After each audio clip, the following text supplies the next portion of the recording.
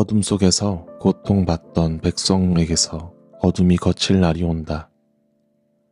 옛적에는 주님께서 스불론 땅과 납달리 땅으로 멸시를 받게 버려두셨으나 그 뒤로는 주님께서 서쪽 지중해로부터 요단강 동쪽 지역에 이르기까지 그리고 이방 사람이 살고 있는 갈릴리 지역까지 이 모든 지역을 영화롭게 하실 것이다. 어둠 속에서 헤매던 백성이 큰 빛을 보았고 죽음의 그림자가 드리운 땅에 사는 사람들에게 빛이 비쳤다. 하나님 주님께서 그들에게 큰 기쁨을 주셨고 그들을 행복하게 하셨습니다. 사람들이 곡식을 거둘 때 기뻐하듯이 그들이 주님 앞에서 기뻐하며 군인들이 전리품을 나눌 때 즐거워하듯이 그들이 주님 앞에서 즐거워합니다. 주님께서 미디안을 치시던 날처럼 그들을 내리누르던 멍에를 부수시고 그들의 어깨를 짓누르던 통나무와 압제자의 몽둥이를 꺾으셨기 때문입니다. 이사야서 9장 1절에서 4절까지의 말씀입니다.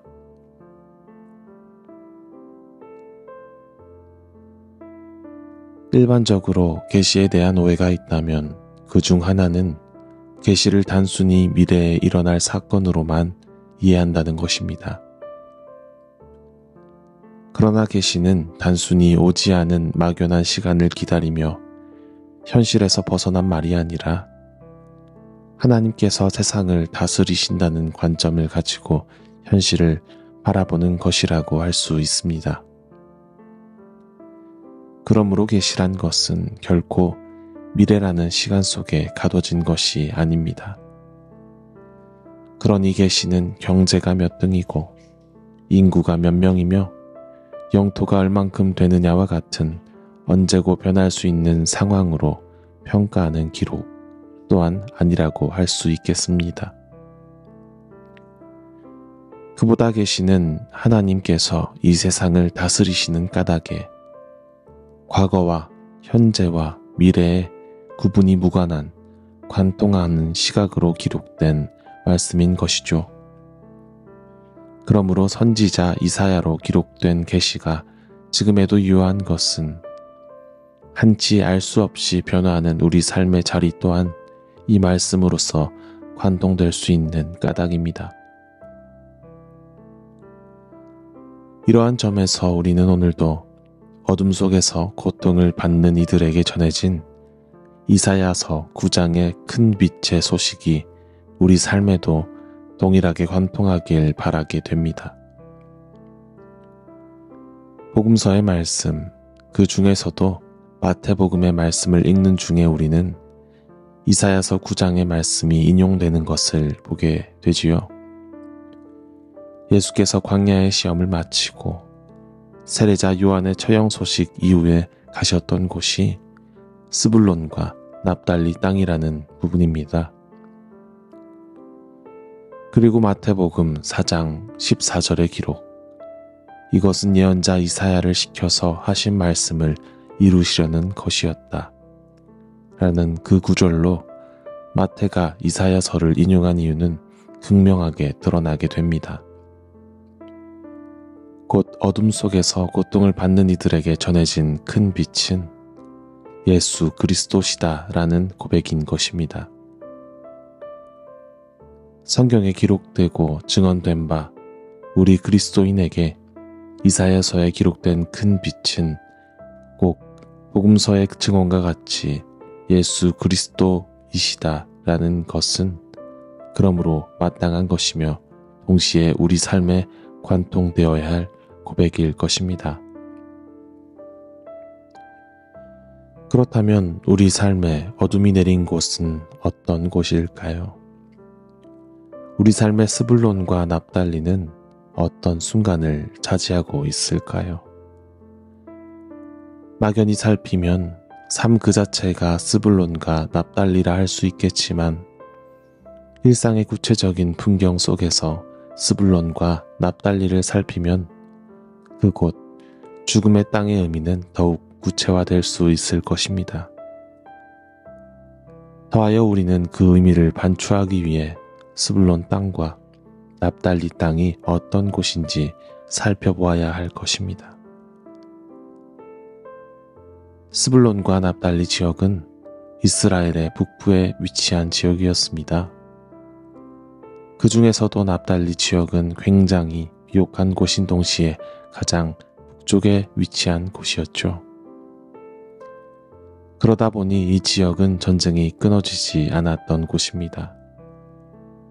사사기의 기록을 보면 스불론 지역의 사람이나 납달리 지역의 사람은 죽음을 무릅쓰고 생명을 아끼지 않으며 전쟁을 합니다. 드보라와 바락 장군을 돕는 장면에서는 스불론과 납달리 지역에서만 10,000명의 인원이 차출되어 전쟁에 나간 것이 인상적으로 기록되지요. 이렇듯 스불론과 납달리는 전선에 위치한 지역이었습니다. 그럼에도 불구하고 이들은 잦은 전쟁으로 문화가 섞였고 종래에는 아시리아에 의해 멸망을 당하는 까닭에 이스라엘 사람들에게 멸시와 천대를 받았습니다. 이방으로부터도 이스라엘로부터도 이곳은 전쟁의 대상이며 동시에 멸시의 대상이니 그를 둘러싸고 구성하는 안과 밖의 여러 이유들로 좌절하고 고민할 거리가 넘치는 곳. 그곳이 스불론과 납달리가 직면한 현실이라고 할 수 있겠습니다.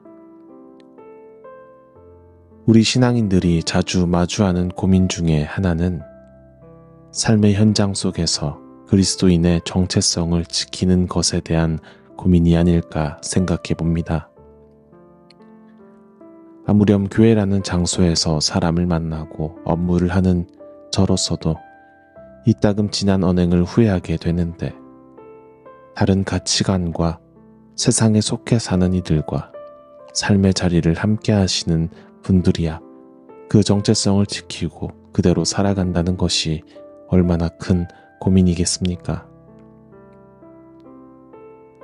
세상의 말과 그리스도의 가르침이 양립하기 어렵다는 사실 이전에 세상에 자리매김한 우리 사람이란 존재가 애초에 역동적인 존재라서 멈춰선 존재가 아니라서 변화하고 바라고 쫓으며 욕망하다 번번이 무너질 것이니 그리스도인으로서 정체성을 지키는 일은 우리를 둘러싸고 구성하는 안과 밖의 여러 이유들로 우리로 많은 순간 좌절하고 고민을 직면하게 하는 현실일 것입니다.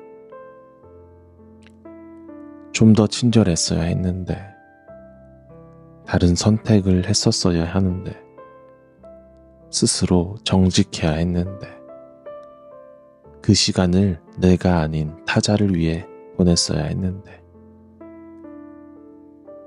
이 같은 후회들이 마음에 한꺼풀씩 쌓이다 보면 어느새 마음이 무거워져서 신앙의 깊은 우울에 빠지기도 합니다. 예수의 삶에 깊이 공감할수록 그리스도의 사랑에 깊이 접촉될수록 신앙의 초라함은 더욱이 극명해지는 것 또한 사실입니다. 아시리아와 같은 불현듯 마주하게 되는 거대한 일상 앞에서 내 안에 꿈틀거리는 인정과 욕망과 바람과 흔들림 앞에서 혹시 자신이 초라하게 느껴질 때가 있으십니까? 그리 신앙생활이 고민되는 순간이 있으십니까? 그러나 큰 빛이 비추는 곳에서 스불론과 납달리의 빛이 내리는 땅에서 그 신앙의 초라함이 드러나는 그림자는 가까워진 빛을 증명합니다. 하오니 사랑하는 여러분, 우리 그 초라함을 사랑합시다. 이제는 비대한 자화상을 내려놓고 화려하고 빛나는 나를 마주하길 내려놓고 늘과 같이 변하고 망각하고 욕망하는 나를 마주하고 그럼에도 불구하고 끊임없이 일으켜 싸우게 하시는 분 안에서 신앙의 도전을 함께 마주한 교우들과 자주 우리를 갉아내는 곳, 번번이 우리로 쓰러지게 하는 곳, 가장 치열하게 부딪히는 곳, 그리 한없이 나로 작아지게 하는 순간에 서로 다독이며 다시 일어서서 전장의 초라함을 마주하게 하는 그곳을 사랑합시다.